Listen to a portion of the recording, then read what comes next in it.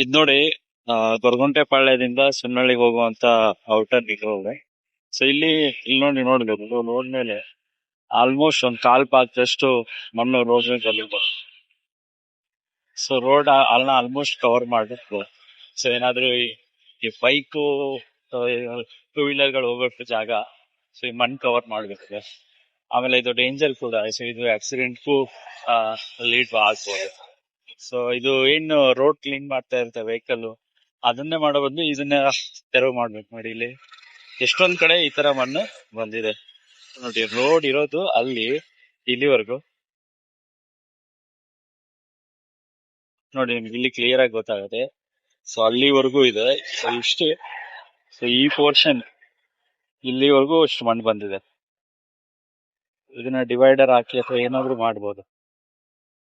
So ಅವಾಗ ತೋರಿಸಿದ್ನಲ್ಲ, ಅಲ್ಲಿ ಅಷ್ಟೇ ಇಲ್ಲ. ಸೊ ಈ ರೋಡಲ್ಲಿ ಅಲ್ಲಲ್ಲಿ ಸೊ ಈ ತರ ಮಣ್ಣು ಬಂದ್ಬಿಟ್ಟಿದೆ. ಒಂದ್ ಕಾಲ್ ಭಾಗದ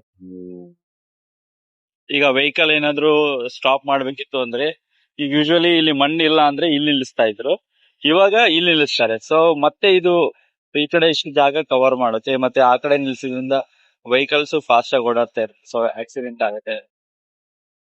ಇಲ್ಲಿ ನೋಡಿ, ಇಲ್ಲಂತೂ ಬೇಜಾನ್ ಮಣ್ಣು ಬಂದ್ಬಿಟ್ಟೆ. ಡಿವೈಡರೇ ಕಾಣಿಸ್ತಾ ಇಲ್ಲ ಎಲ್ಲಿದೆ ಅಂತ, ಅಷ್ಟೊಂದು ಮಣ್ಣು ಬಂದ್ಬಿಟ್ಟಿದೆ. ಸೊ ಈ ವಿಡಿಯೋನ ಆದಷ್ಟು ಶೇರ್ ಮಾಡಿ. ಸೊ ಇದು ಸರಿ ಆಗ್ಬೇಕು ಅಂತ.